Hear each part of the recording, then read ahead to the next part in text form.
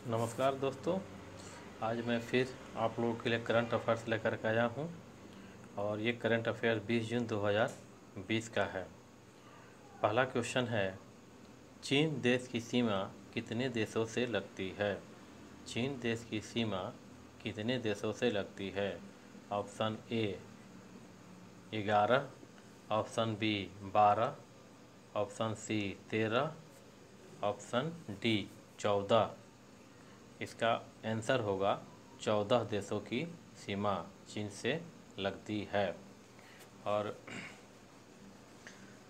चीन की जो सीमा है, जो 14 देश जो इसके साथ लगते हैं, वह है North Korea, Russia, Mongolia, Kazakhstan, Kyrgyzstan, Tajikistan, Afghanistan, Pakistan, India, Nepal, Bhutan, Myanmar, Laos तथा वियतनाम। ये 14 के 14 देश की सीमा जो है वो चीन के साथ लगती है। चीन इन्हीं 14 देशों के बीच में जो है वो घिरा हुआ है। आइए इन विभिन्न देशों को हम लोग विश्व चाइना के आसपास के देश के मानचित्र के आधार पर देखते हैं। चाइना के पूरब की बात करें हम लोग, उत्तर पूर्व में, तो वहाँ पर नॉर्थ कोरिया है और उसके दक्षिण में साउथ कोरिया। लेकिन हमें यह ध्यान रखना है कि चीन की सीमा जो है नॉर्थ कोरिया के साथ लगती है, साउथ कोरिया के साथ नहीं। दूसरा देश जो है वो है मंगोलिया, उसके बाद है रसिया, उसके बाद है Kazakhstan, Kyrgyzstan, Tajikistan, Afghanistan, Pakistan एवं इंडिया। इन देशों की सीमा जो है, इसके साथ साथ Nepal, Bhutan, Myanmar, Laos, Vietnam, ये देश चीन के साथ अपनी सीमा लगाते हैं। और ये ध्यान रखना है कि साउथ ईस्ट एशिया में जो है वो बर्मा है, लाओस एवं वियतनाम है। यही 3 देश है। हमें इस पर थाईलैंड पर, कंबोडिया पर हमें ध्यान नहीं देना है, क्योंकि यहाँ पे कन्फ्यूजन हो सकता है। यहाँ जो बर्मा लिखा हुआ है, बर्मा नहीं, अब इसका नया नाम म्यांमार हो गया है। इसके साथ साथ मध्य एशिया के देशों को भी देखना है, जैसे कि कजाकिस्तान, किर्गिस्तान, ताजिकिस्तान। ये महत्वपूर्ण हो जाते हैं, इनके साथ चीन अपनी सीमा शेयर करता है या नहीं। अब आते हैं क्वेश्चन नंबर 2 पर। भारत देश की सीमा कितने देशों से लगती है? भारत देश की सीमा कितने देशों से लगती है? ऑप्शन ए 6 देशों से, ऑप्शन बी 7 देशों से, ऑप्शन सी 8 देशों से, ऑप्शन डी 9 देशों से। तो इसका आंसर हो जाएगा ऑप्शन बी 7 देशों से। भारत एवं भारत के आसपास जो है 7 देश हैं जिनके साथ सीमा अपना शेयर करता है भारत। और ये जो 7 देश हैं वो इस प्रकार हैं: अफ़गानिस्तान, पाकिस्तान, चाइना, भूटान, नेपाल, म्यांमार एवं बांग्लादेश। यही 7 देश जो हैं वो भारत के साथ अपने सीमा को शेयर करते हैं। और ये जो सीमा है यह स्थलीय सीमा है 7 देशों के साथ। 7 देशों के साथ ये अपना स्थलीय सीमा बनाता है। शेष श्रीलंका एवं मालदीव के साथ जो है यह जलीय सीमा बनाता है। ये इनके साथ वाटर बॉर्डर शेयर करता है। तो वाटर बॉर्डर जो है भारत श्रीलंका एवं मालदीव के साथ अपना शेयर करता है।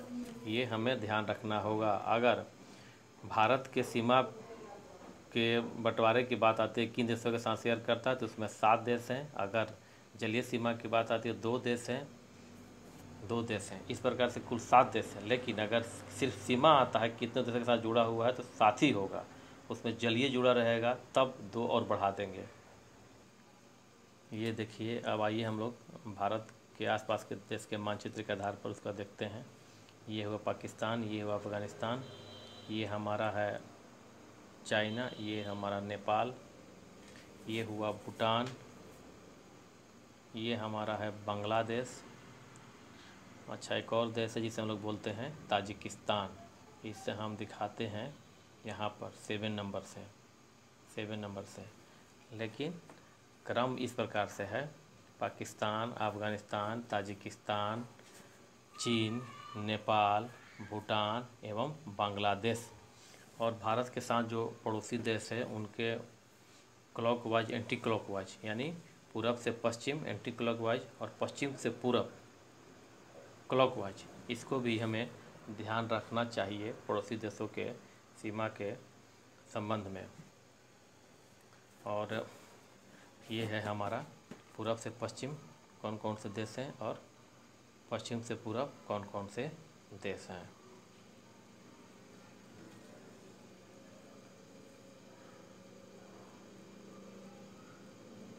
जहाँ तक जलीय सीमा की बात है तो जलीय सीमा में यहाँ श्रीलंका के साथ है और इधर में मालदीव के साथ है। भारत और श्रीलंका के बीच पाक स्टेट है और भारत एवं मालदीव जो है वो जो है 8 डिग्री चैनल से भारत जो है मालदीव से अलग होता है। 8 डिग्री चैनल ही जो है भारत एवं मालदीव को अलग करता है और पाक स्टेट जो है भारत एवं श्रीलंका के बीच जो है सीमा का निर्धारण करता है। क्वेश्चन नंबर 3, भारत संयुक्त राष्ट्र परिषद का अस्थायी सदस्य कौन सी बार बना है?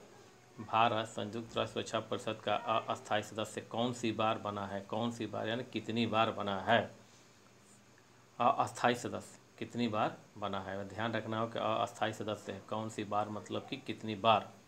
तो इसका ऑप्शन ए है 8वीं बार, ऑप्शन बी है 9वीं बार, ऑप्शन सी है 7वीं बार, ऑप्शन डी है 10वीं बार। परंतु इस यहाँ पे जो ऑप्शन है उसके अनुसार इसका ऑप्शन क्या है? 8वीं बार बना है। और हमें पता है कि सुरक्षा परिषद में 5 अस्थायी सदस्य होते हैं, 10 अस्थायी सदस्य होते हैं। और यहाँ जो है हम अस्थायी सदस्य की बात करते हैं तो उसमें चाइना है, फ्रांस है, यूनाइटेड किंगडम है, अमेरिका है एवं रसिया है।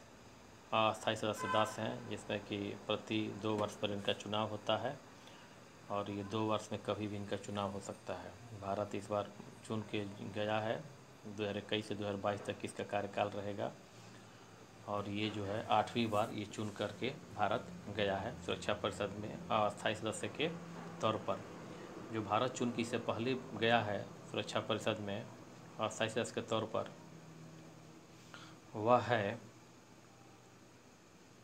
1950 से 1951, 1967 से 68, 1972 से 73, 1977 से 78, 1984 से 85, 1991 से 92 और इसके बाद पुनः 2011 से 2012 और इस बार 8वीं बार चुना गया है 2021 से 2022 के लिए। 2021 जनवरी से इसका कार्यकाल शुरू हो जाएगा।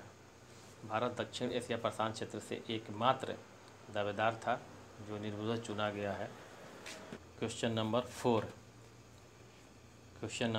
नेपाल के राष्ट्रपति कौन है? नेपाल के राष्ट्रपति कौन है? ये हमारा क्वेश्चन इस प्रकार से भी हो सकता है कि नेपाल की पहला महिला राष्ट्रपति कौन है? नेपाल की पहली महिला राष्ट्रपति कौन है? तो इस प्रकार के क्वेश्चन में दोनों का एक ही आंसर होगा और आंसर हमारा होगा बी, विद्या देवी भंडारी। तो विद्या देवी भंडारी वर्तमान में नेपाल की राष्ट्रपति भी हैं और नेपाल की पहली महिला राष्ट्रपति भी हैं। क्वेश्चन नंबर 5, अभी हाल ही में किस विदेशी कंपनी ने रिलायंस जियो की 2.32% हिस्सेदारी खरीदी है? अभी हाल ही में किस विदेशी कंपनी ने रिलायंस जियो की 2.32% हिस्सेदारी खरीदी है? और ये जो है रिलायंस जियो जो है अपनी हिस्सेदारी करीब 25% तक अपनी हिस्सेदारी को कम कर चुका है रिलायंस जियो में। इससे पहले फेसबुक इंक ने भी रिलायंस जियो में हिस्सेदारी कुछ खरीदा था। यहाँ ऑप्शन हमारा है A, Saudi wealth fund, option B, Saudi Aramco, option C, Petronas, option D, KPC। Saudi wealth fund Saudi Arab का है, सऊदी अरामको भी सऊदी अरब का है। भारत में ये विश्व के बहुत बड़े पेट्रोलियम रिफाइनरी में से एक है। भारत में इसने अपना इन्वेस्टमेंट भी किया है। पेट्रोनास जो है मलेशिया की पेट्रोल रिफाइनरी है और D, KPS Kuwait petroleum company, ये कुवैत की कंपनी है। और सऊदी वेल्थ फंड के जो प्रमुख हैं वो सऊदी अरब के जो किंग हैं मोहम्मद बिन सलमान, वो इसके प्रमुख हैं सऊदी वेल्थ फंड के। क्वेश्चन नंबर 6 यूएन के अनुसार 2019 में जबरन कितने लोगों को विस्थापित किया गया? यूएन के अनुसार 2019 में कितने लोगों को विस्थापित किया गया जबरन? तो ऑप्शन ए है 80 मिलियन, ऑप्शन बी है 85 मिलियन, ऑप्शन सी है 75 मिलियन, ऑप्शन डी है 90 मिलियन। तो इसका आंसर होगा ए 80 मिलियन। 2019 में यूएन का रिपोर्ट आया है, 2019 में 80 मिलियन लोगों को जो है विस्थापित कर दिया गया है। कई प्रकार के विकास कार्यों या अन्य गतिविधियों सरकार द्वारा संचालित की जाती है उसके द्वारा। क्वेश्चन नंबर 7 पदार्थ की पांचवी अवस्था कौन है? पदार्थ यानी मैटर की पांचवी अवस्था कौन है? ए प्लाज्मा, बी सॉलिड, सी बोस आइंस्टीन कंडेंसेट्स और डी गैस। हमें पता है कि पदार्थ की जो पांचवी अवस्था है वो सी है बोस आइंस्टीन कंडेंसेट्स, ये पांचवी अवस्था है। अभी इसकी खोज तो वैसे बोस और आइंस्टीन ने की थी, और लेकिन अभी हाल ही में पता चला है अभी हाल ही में इसको सही तरीके से जो इंटरनेशनल स्पेस एजेंसीज हैं, जो सेंटर है स्पेस में, उसके द्वारा और ये अनुभव किया गया कि पृथ्वी के पास ये नहीं बनते, चूँकि ग्रेविटेशनल फोर्स पृथ्वी के पास ज़्यादा होता है और स्पेस में कम होता है, इसीलिए यहाँ वो इनकी अनुभूति की गई है।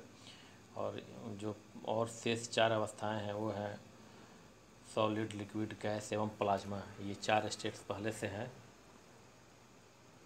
सॉलिड, लिक्विड, गैस एवं प्लाज्मा। पांचवी स्टेट जो है वो है बोस आइंस्टीन कंडेंसेट्स, ये पांचवी अवस्था है पदार्थ की, मैटर की। इसकी खोज जी है बोस ने की थी और आइंस्टीन की भी इनकी भूमिका रही है। और यहाँ पे है उसके बारे में चर्चा किया गया है कि जो पांचवी अवस्था है बोस आइंस्टीन कंडेंसेट्स, ये जो है वो जो -273.15 डिग्री सेल्सियस पर जो है ये मिलते हैं, और ये काफ़ी जो कूलेंट स्टेट अवस्था होता है उसी में पाए जाते हैं। क्वेश्चन नंबर 8 पशुपतिनाथ मंदिर कहाँ है और किस नदी के किनारे है? पशुपतिनाथ मंदिर कहाँ है और किस नदी के किनारे है? पशुपतिनाथ मंदिर ये हाल के दिनों में चर्चा में है, क्योंकि भारत और जो नेपाल के संबंध है अभी थोड़ा सा तनावपूर्ण है, लेकिन भारत और नेपाल के बीच मैत्रीपूर्ण समझौते कई हुए हैं, जो 2018 में भी हुए थे, जो कई प्रकार के कार्यक्रमों को आगे बढ़ाना था। उसमें से एक नए कार्यक्रम को लेकर के अभी हाल ही में समझौता हुआ है, उसी के एक सब क्लॉज है, उसी के तहत कि पशुपति मंदिर को सैनिटाइज करने का उसमें समझौता किया गया है, जिसमें भारत जो है 2 करोड़ समथिंग लाख रुपया इन्वेस्ट करेगा सैनिटाइज करने के लिए। इसलिए ये महत्वपूर्ण हो जाता है। तो इसका ऑप्शन ए है काठमांडू एवं बागमती नदी, ऑप्शन बी वियंटियन एवं मेकॉन्ग नदी, थिम्पू जो नदी की नहीं है वहाँ पर नहीं दिया है, ऑप्शन डी नेपियतिया इरावदी नदी। तो इसका ऑप्शन ए सही है, काठमांडू बागमती नदी। काठमांडू से ही होकर बागमती नदी प्रवाहित होती है, और बागमती नदी के किनारे ही पशुपतिनाथ मंदिर है। पशुपतिनाथ मंदिर में भगवान शिव की प्रतिमा है। और यहाँ आइए देखते हैं, ये हमारा काठमांडू का जो बाएं तरफ है वो काठमांडू है, और दाहिने तरफ जो है बिहार का मैप को दिखाया गया है। और आइए देखते हैं कि काठमांडू के किस एरिया से जो है वो बागमती नदी प्रवाहित होती है। ये बागमती नदी का मार्ग हो गया, और इसी बागमती नदी के दोनों तरफ जो है वो पशुपतिनाथ मंदिर का विस्तार है, जो हिंदुओं के लिए काफ़ी पवित्र स्थान माना जाता है। और ये जो बागमती नदी है वो जो है बिहार में भी अपना विस्तार रखती है, मतलब इंडिया में भी ये प्रभावित होता है, चूँकि बिहार जो इंडिया का एक स्टेट है। तो ये देखिए बागमती नदी का मार्ग, बागमती नदी नेपाल से शुरू होती है और आगे बढ़ने के बाद ये बूढ़ी गंडक से मिलते हुए गंगा में मिल जाती है। इस प्रकार ये जो है जा कर के अंत में सागर में सम्मिलित हो जाती है गंगा के माध्यम से। ये देखिए पशुपतिनाथ टेम्पल जो है वो है काठमांडू में, और ये काठमांडू नेपाल की राजधानी भी है। और एक और उल्लेखनीय बात ये है कि काठमांडू जो है काठमांडू घाटी में है, और काठमांडू और पशुपतिनाथ मंदिर यूनेस्को के वर्ल्ड हेरिटेज साइट में सम्मिलित है। Question number 9, India mobile payments market report 2020 किसके द्वारा जारी किया गया? India mobile payments market report 2020 किसके द्वारा जारी किया गया? Option A S&P global market intelligence, option B UNDP, option C UNCTAD, option D world economic forum. तो इसका ऑप्शन ए है S&P ग्लोबल मार्केट इंटेलिजेंस, ये इसका आंसर होगा। और ये हाल में इसलिए चर्चा में है क्योंकि Indian mobile payment market report 2020 के अनुसार यह बताया गया है कि भारत में 2019 में जो कैश का ट्रांजैक्शन हुआ है वह ATM की तुलना में मोबाइल से ज़्यादा हुआ है। ये भारतीय अर्थव्यवस्था के लिए अच्छी खबर है कि इससे कैश का ट्रांजैक्शन ATM कैश का ट्रांजैक्शन न होकर के डिजिटल ट्रांजैक्शन जो है ज़्यादा भारतीयों के द्वारा धीरे धीरे, ज़्यादा तो नहीं लेकिन धीरे धीरे पसंद किया जा रहा है, और टेक्नोलॉजी फ्रेंडली होते जा रहे हैं लोग, इसलिए मोबाइल ट्रांजैक्शन में वृद्धि हुई है।